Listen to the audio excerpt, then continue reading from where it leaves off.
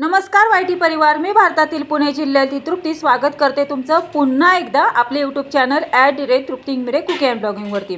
आज आहे 15 डिसेंबर 2023, शुक्रवार आहे आज, आणि आज ज्यांचा वाढदिवस आहे त्यांना Vishu many many happy returns of the day.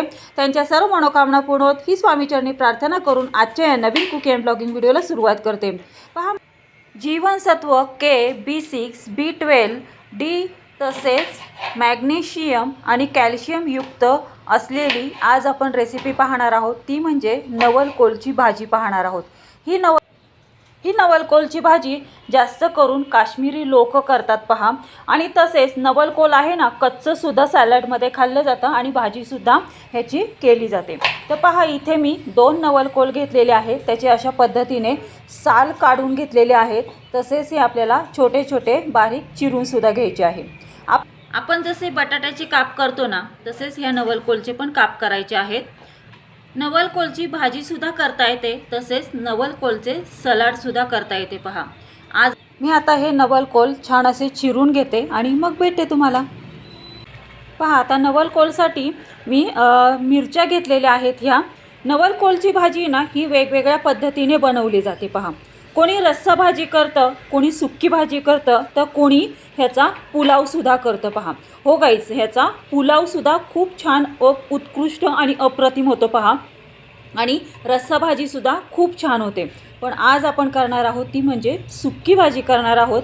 तर पहा, इथे मी मिरच्या घेतलेल्या आहेत। मिरच्या ह्या आपल्याला वाटायच्या आहेत। वाटण्यासाठी आपल्याला मिरची, लसूण, अद्रक, कोथिंबीर घ्यायचं आहे आणि छान असं हे मिक्सरला बारीक करून घ्यायचं आहे।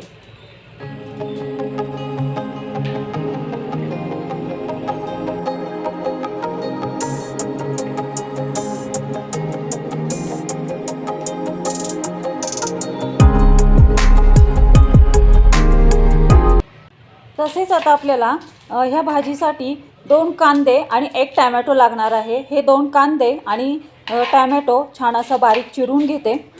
छान असं वाटणसुद्धा वाटून घेतलेलं आहे, तसेच कांदा आणि टॅमॅटोसुद्धा चिरून घेतलेले आहे। आता गॅस सुरू करून गॅसवरती कढई ठेवलेली आहे।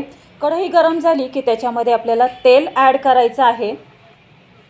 पहा, अशा पद्धतीने तेल आपण ॲड केलेलं आहे। आता कढईमध्ये तेल छान असं कडकडीत तापलेलं आहे। आता आपल्याला फोडणीला घालायची ती म्हणजे जिरं आणि कढीपत्ता फोडणीला घालायचे आहेत। त्यानंतर आपल्याला ह्यामध्ये छान असा कांदा ह्याच्यामध्ये ॲड करून छान असा कांदा लाल ब्राऊनिश होईस्तोपर्यंत परतून घ्यायचा आहे। पण कांदा ॲड करण्याच्या आधी आपल्याला आपण जे हिरवी मिरचीचं वाटण केलेलं आहे ते प्रथम फोडणीला घालायचं आहे।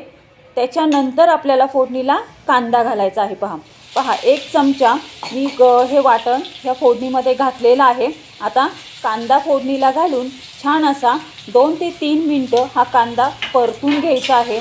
कांदा छान असा 2 ते 3 मिनटं ब्राऊन होईस्तोपर्यंत परतून झाला की ह्याच्यामध्ये आपल्याला हळद फोडणीला घालायची आहे। कांद्यामध्ये पुन्हा 2 ते 3 मिनटं छान असं परतून घ्यायचं आहे। थोडंसं सॉल्ट ॲड करायचं आहे।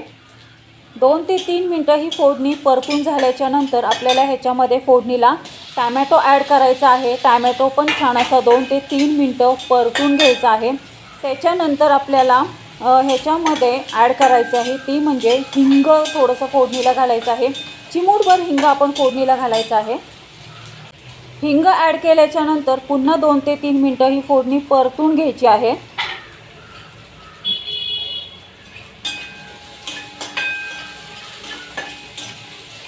आता ह्यामध्ये आपल्याला चिरलेला हा नवलकोल फोडणीला घालायचा आहे। नवलकोल फोडणीला घातल्याच्या नंतर छान 2 ते 3 मिनटं हा नवलकोल परतून घ्यायचा आहे। सगळं एकजीव करून घ्यायचं आहे ह्या मसाल्यामध्ये, आणि नंतर ह्याच्यामध्ये आपल्याला चण्याची डाळ ॲड करायची आहे। चण्याची डाळ ही मी 2 तास भिजत ठेवलेली आहे। तुम्ही ह्याच्यामध्ये जर तुम्हाला चण्याची डाळ ॲड करायची नसेल तर तुम्ही मुगाची डाळसुद्धा ह्या नवलकोलमध्ये ॲड करू शकता। पहा, तर छान असा आता चण्याची डाळ आपण फोडणीला घातल्याच्या नंतर आता ही भाजी संपूर्णपणे आपल्याला जवळजवळ 5 मिनटं परतून घ्यायची आहे। पहा, नवलकोलची भाजी 5 मिनटं परतल्याच्या नंतर ह्याच्यामध्ये थोडीशी कोथिंबीर ॲड करायची आहे। कोथिंबीर ॲड केल्याच्यानंतर पुन्हा 1-2 मिनटं परतून घ्यायची आहे. आणि हो गाईज, ही भाजी आहे ना पूर्णपणे आपल्याला वाफेवरती शिजवायची आहे. त्याच्यामुळे ह्याच्यामध्ये पाणी ॲड न करता आपण ह्याच्यावरती ताट ठेवून त्यावरती आपण पाणी ठेवणार आहोत, जेणेकरून ही भाजी खाली लागणार नाही. म्हणून ह्याच्यावरती ताट ठेवून त्याच्यावरती पाणी ठेवून मग आपण ही भाजी छान अशी वाफेवरती छान अशी 15 मिनटं ही भाजी आपण शिजवून देणार आहोत. पहा, आपली ही भाजी शिजलेली आहे. मी गॅस बंद केलेला आहे. पहा, अशा पद्धतीने आपली ही नवलकोलची भाजी तयार झालेली आहे. तर आता आपण ही सर्व करायला घेऊयात. ह्या भाजीमध्ये नंतर थोडंसं मी डेसिकेटेड कोकोनटसुद्धा ॲड केलेलं आहे. माझ्याकडे ओलं खोबरं नव्हतं म्हणून मी हे डेसिकेटेड कोकोनट ह्याच्यामध्ये ॲड केलेलं आहे. तुम्ही ओलं खोबरं तुमच्याकडे असेल तर ते सुद्धा तुम्ही ह्याच्यामध्ये ॲड केलं तरी चालेल. तर पहा, अशा पद्धतीने हवं असेल तर तुम्ही नंतर ह्याच्यामध्ये B12 डी जीवनसत्व, मॅग्नेशियम, कॅल्शियम असलेली ही नवलकोलची भाजी आपली तयार झालेली आहे. तर गाईज, कशी वाटली तुम्हाला आजची ही नवलकोलची भाजी? आवडली का तुम्हा सर्वांना? मला कमेंटमध्ये नक्की कळवा. तुम्हाला असेच मस्त चमचमीत झणझणीत रेसिपी तुम्हाला शिकायची असेल आणि ह्याचा स्वाद घ्यायचा असेल तर आपले यूट्यूब चॅनल @तृप्ती मिरे कुकिंग अँड ब्लॉगिंगला लाईक, शेअर आणि सबस्क्राईब करा. सबस्क्राईब करून ऑल बेल बटन प्रेस करा, म्हणजे जेव्हा माझे कुकिंग अँड ब्लॉगिंगचे व्हिडिओ पोस्ट होतात तेव्हा त्याचे नोटिफिकेशन तुम्हाला येईल आणि असेच मस्त चमचमीत झणझणीत रेसिपी तुम्हाला शिकायला मिळतील आणि त्यांचा स्वादही घ्यायला मिळेल. धन्यवाद. Have a good day. सर्वांनी तब्येतीची काळजी घ्या, मस्त खा आणि स्वस्थ राहा. आणि हो, ज्यांनी आधी सबस्क्राईब केले त्यांनी लाईक आणि शेअर करायला विसरू नका. धन्यवाद. Have a good day. भेटूयात आपण अशाच नवीन रेसिपीसोबत नवीन कुकिंग अँड ब्लॉगिंग व्हिडिओमध्ये.